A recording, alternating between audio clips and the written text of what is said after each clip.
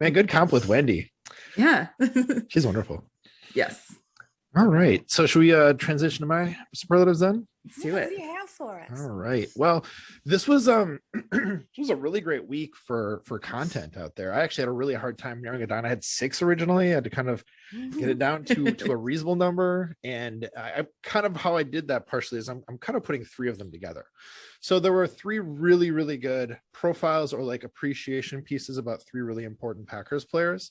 I'll kind of focus on one of them mostly, which was a profile of Rasul Douglas that Mirin Fader for The Ringer wrote. The article is actually called How Rasul Douglas Finally Got His Chance to Show Up and Show Out. It is very in-depth. It goes into a lot of Rasul's backstory, his family, what drives him, how he got to where he is, especially given like, you know, bouncing from team to team to team and practice squads and stuff like that, like to the point where when he was with, I think it was the Cardinals, he showed up for practice one day and the security guards thought he wasn't actually like a member of the team. Like they had to call a coach over, you know, to be like, to verify that he's supposed to be there. So to go from that, you know, the journey he's had to being this important piece of the Packers defense that there are games we might not have won without him. I mean, the Cardinals game is a great example of that, of course. So that's just, it's an outstanding piece. It's the kind of thing where you read it, you start crying at parts. Yes. It's so well written. I cannot recommend it highly enough. Check the show notes for the link if you didn't see it. I, of course, retweeted it already. But also definitely worth mentioning for the other 2 that I said that were really good profiles. Matt Schneidman, who is, you know, one of my favorite authors out there for any kind of content, did a great piece on Marcedes Lewis. And I love the title of this one. It's A Unicorn at His Position, the Last of a Dying Breed. Marcedes Lewis's value to the Packers goes well beyond stat sheet. So he writes for The Athletic, of course. And, you know, every time I talk about Matt Schneidman, I just want to say, like, if you don't have a subscription to The Athletic, like, it's not expensive. It's really worth it because the content is so good, so consistently good. So this is, I'm going to say it again, you know, if you're not seeing Matt Schneidman's like long form stuff that he writes, like it's the time to get on the subscription to check this out. It's a really good piece. And then of course I I'd be remiss if I didn't also mention a piece, which was on Yosh Nijman, one of my favorite players, of course, that Daire Carragher, one of my favorite writers, did this week. It wasn't as much like a profile, like an interview kind of thing. It was just talking about like an appreciation for him. And it was solidly written. So, love me some Yosh Nijman. So those were 3 really great profiles. I'm kind of making that one mega superlative, if you will. Super superlative.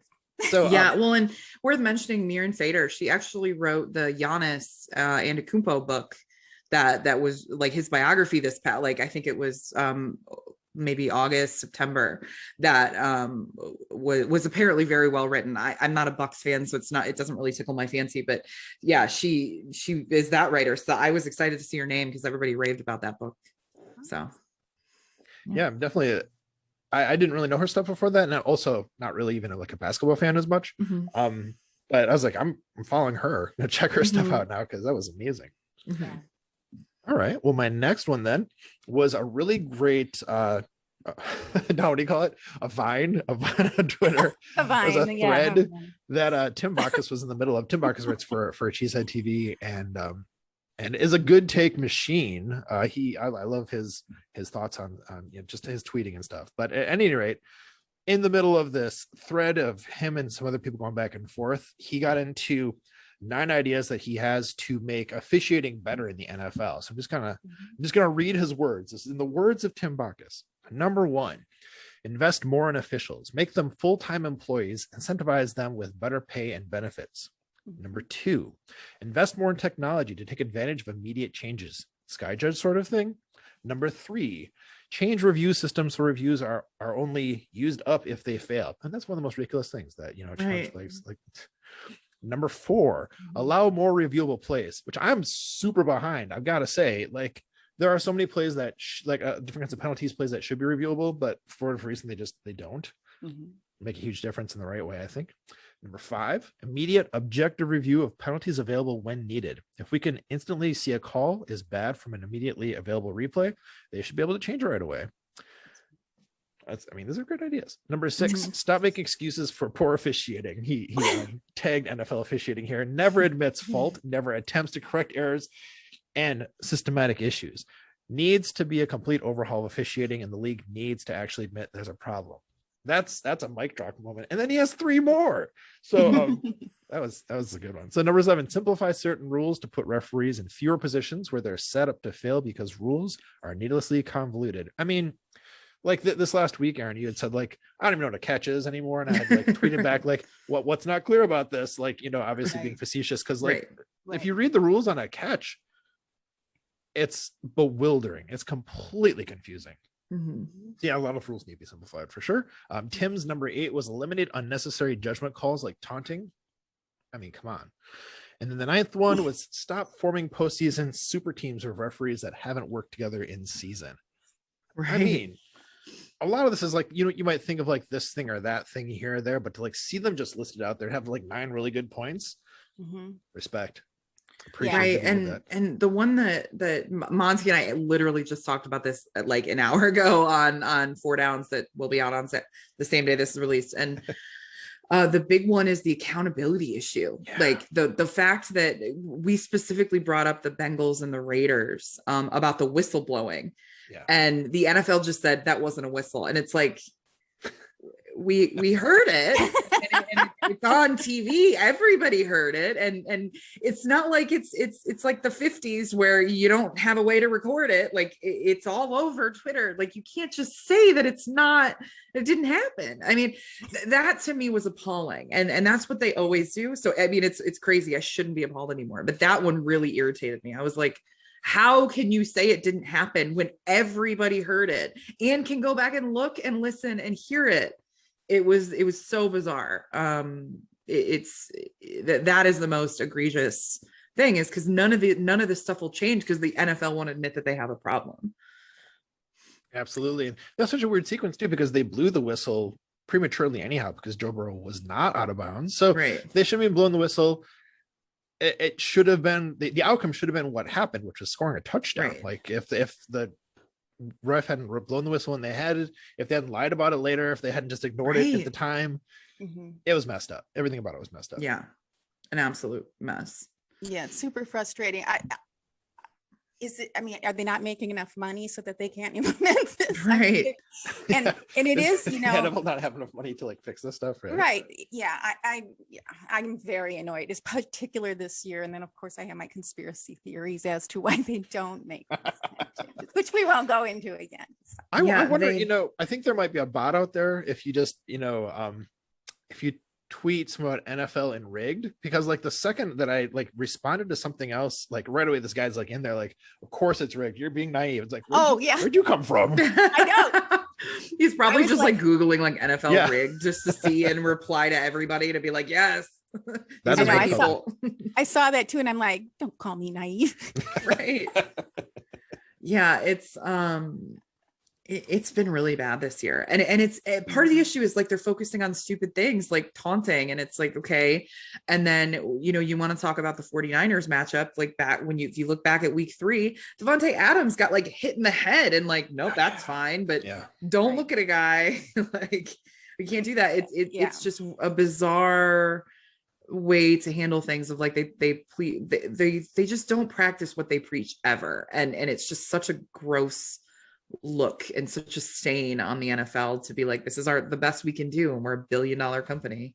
Right. That Devontae Adams hit is such a good example of like something that should have been a reviewable play, but they're like, no, the ref was like down the field, they couldn't see what was happening. Right. Like, it's like, yeah, but we have the film of it. Like, what is the problem? Or the intentional grounding and the half of that game. That game should have gone into the half 17-0, but they didn't call it intentional grounding. So they got one more play and they ran some, and granted the Packers should have stopped it, but the game, the half they should have turned over the ball at that point. And so it's just like, okay, well, it doesn't even matter at this point because you have to win by like 3 touchdowns in order for, to not have the opportunity to let another team back in because of poor officiating. So, cause you just don't know what product you're going to get every day. Yeah. Yes. Yeah.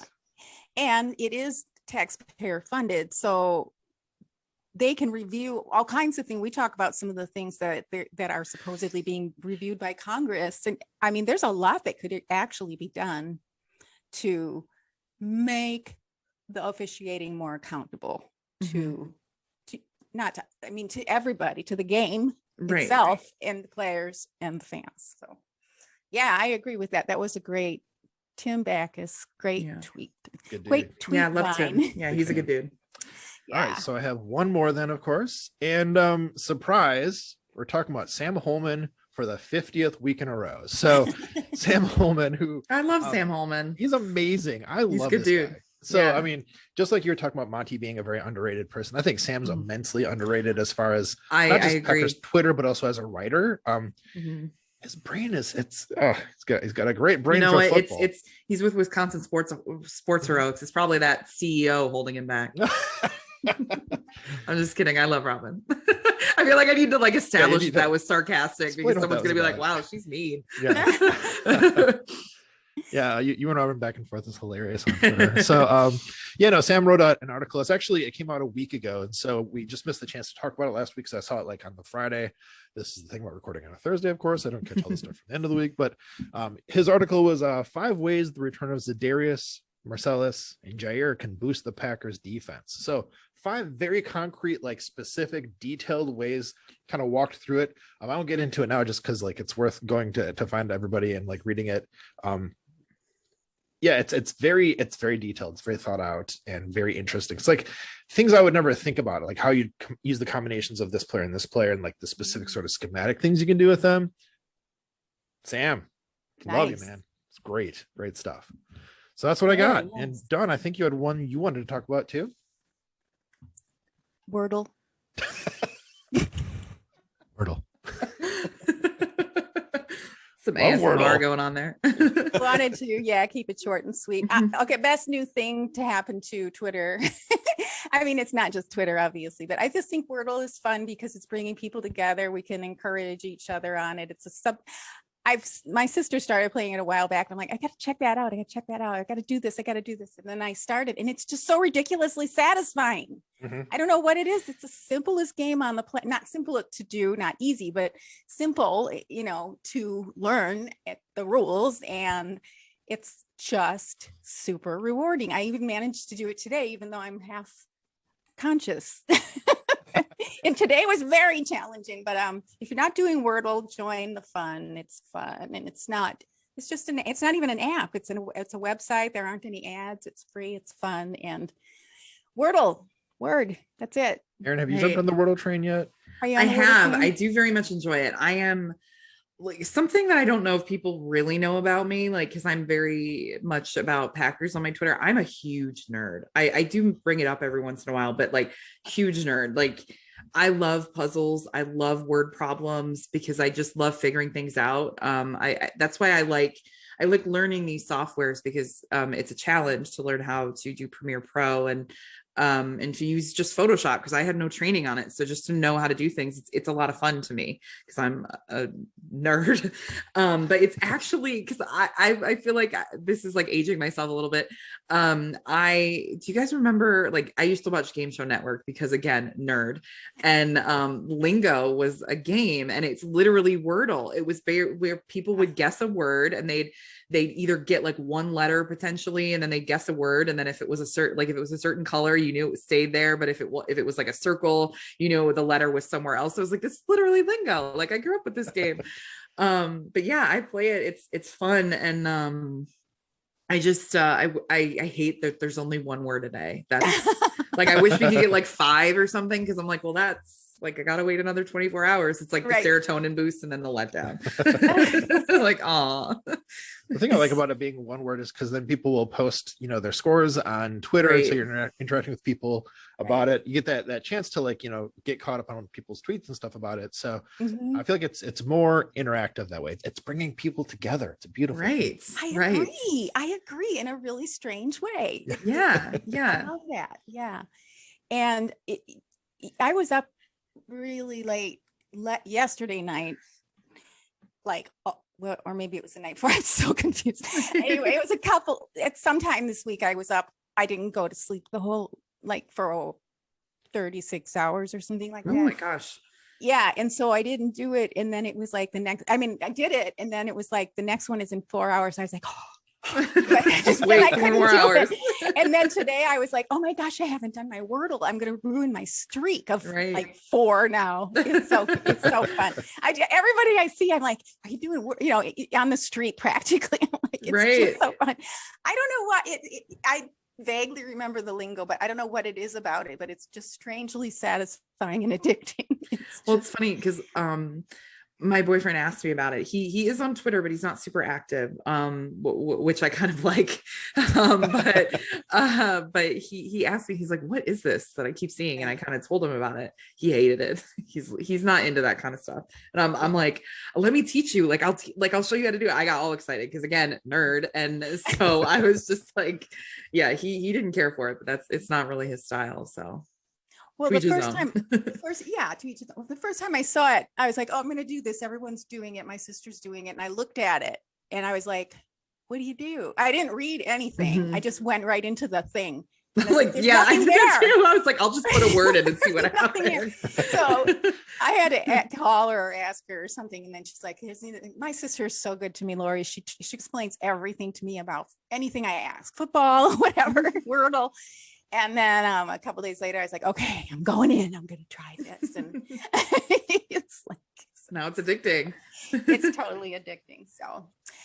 So hopefully everyone knows where to follow you, Erin, Alyce. If you're not following Erin, Alyce yet, man, what are you doing? Like, where are you in the world? Well, we were talking pre-show, like I might not be everybody's cup of tea. I don't really have much of a filter, so that's be forewarned. Yeah. That's a valid point, but that's one of the things I love, to be honest. And by the way, you're like, oh, I'm going to age myself. This is the first podcast I think I haven't mentioned my age. Oh, that's right. That was a big theme last week with Joey. So I kept seeing it. Well, I think because he's a teenager. Yeah. Great. I get to follow that. Like, I'm literally almost double his age. But all right. I mean, just kidding. I'm totally like 23. Totally. Yeah, absolutely. But what was I going to say? I forgot what I was going to say. See, there I am. I'm getting like that where I just forget. I remember and then I forget. But I used to teach people. When Photoshop first came out, I taught Photoshop, Illustrator. Oh, that's awesome. Yeah, because we used it in the fashion industry too. And now I haven't, probably it's been over a decade that I use it. I mean, I can use it obviously, but it's gotten so sophisticated. It's wonderful. I mean, it's just, so is that what you use to do your video, your adventure video? Yeah, I used Photoshop to cut out all the heads, and then I put that in a folder and then added it to Premiere Pro, which is just a video software. I don't know how to use Adobe After Effects super well, but the thing that I do in Premiere Pro is totally fine. It's just it's not a difficult process because people are always so impressed. I'm like, if you learn how to do it, it's very easy. It just takes a really long time because you basically have to be like, this head needs to go like all around here and then end in this position. And then you have to go like millisecond by millisecond and make sure it's in the right spot and then animate it. Like it's just a very tedious process, but it's mindless. So it's like therapeutic. It really is. And I started watching it, and the part that killed me, just like took me over the moon, was when Za'Darius came on. I was like, oh, I'm going to die. I thought that was just the best perspective of him and it and all of it. So, and I don't even know, I haven't seen the Avengers. I don't know the movie. I don't watch any kind of action animation or anything like that, but I certainly appreciated it. So if you're following Erin, you're going to see, is that still pinned? Yes, it is my pinned tweet. Yeah, I can't. It's going to be there probably for a while. It should. Unless they lose, I might unpin it and be like, we don't need anybody coming back to that. Well, maybe it'll be fun though. Yeah, right. Because, so Erin, you can follow Erin on Twitter and see that pinned post or pinned tweet, excuse me, at heroin, HEROO, HEROOINE,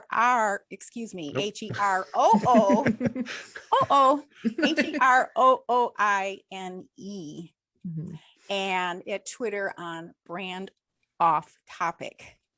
On Brand Off Topic, which is a great name. Great name. My Twitter account I've actually had since I got it. I've been on Twitter since 2009. Again, aging myself.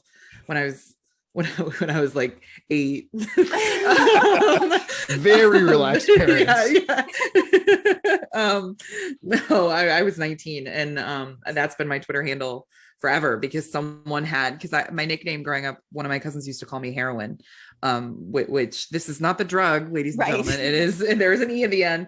And so, but the one with one single O was taken. So I was like, what could I add? And I added the double O, and it's been like that for a long time. Since 2009. Yeah. Yep. That's funny, Erin, because like my handle, Matt Trombone, when I was like finishing college, like 10 years ago, no, in 2001. And I was like, well, I wouldn't have campus email anymore, so I have to like actually start an email account. So like, Yahoo.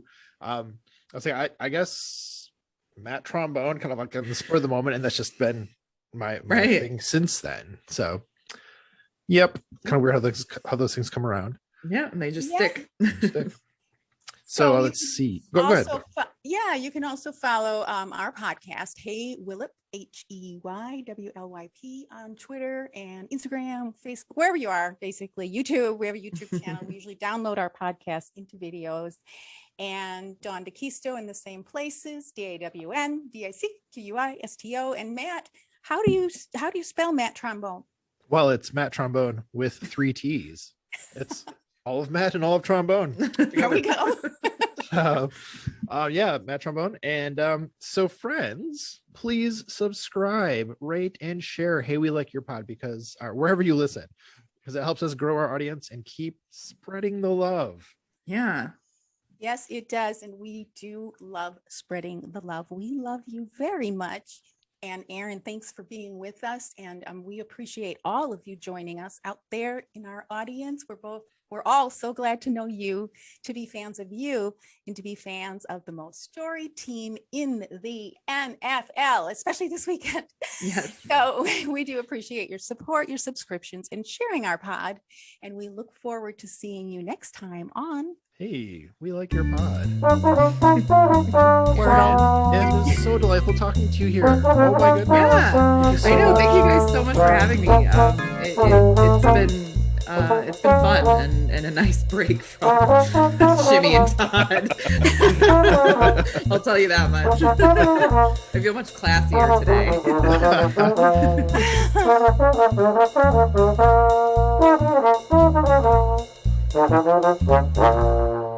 Football in general comes down to discipline and people owning their roles. And when you aren't disciplined or you go outside the scheme, bad stuff happens. And we cannot have that. We need all 11 doing their damn job.